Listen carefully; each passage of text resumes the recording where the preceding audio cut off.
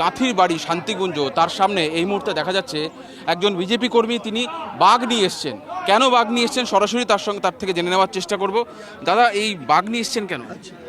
আমি শুভেন্দুবাবুর যখন ২৬ বছর বয়স তখন থেকে আমার সাথে পরিচয়, এবং আমি এর সাহস দুঃসাহস সব দেখেছি, আমার কাছে বাঘের মতন লেগেছে।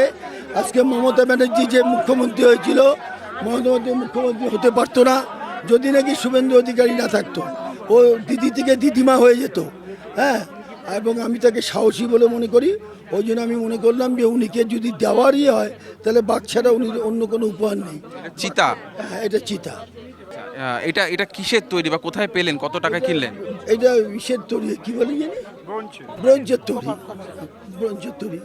অর্থাৎ দমদম থেকে এই বিজেপি কর্মী এসছেন শুভেন্দু অধিকারীকে এই প্রতীকী বাঘটা দিতে। তিনি মনে করেন বাংলার বাঘ শুভেন্দু অধিকারী, তাই তাকে এই বাঘটি ব্রোঞ্জ দিয়ে তৈরি, এই বিশেষভাবে অর্ডার দিয়ে বানানো, সরাসরি দমদম থেকে নিয়ে এসছেন। আর কিছু সময় পরেই শুভেন্দু অধিকারী বাড়ি থেকে বেরোবেন, শান্তিকুঞ্জের বাড়ি থেকে বেরোবেন মুখ্যমন্ত্রী, তাকে সরাসরি এটা উপহার হিসেবে দেবেন। ক্যামেরা কুণাল গাঙ্গুলির সঙ্গে সুজয় পাল, টিভি 9 বাংলা, কাঁথি।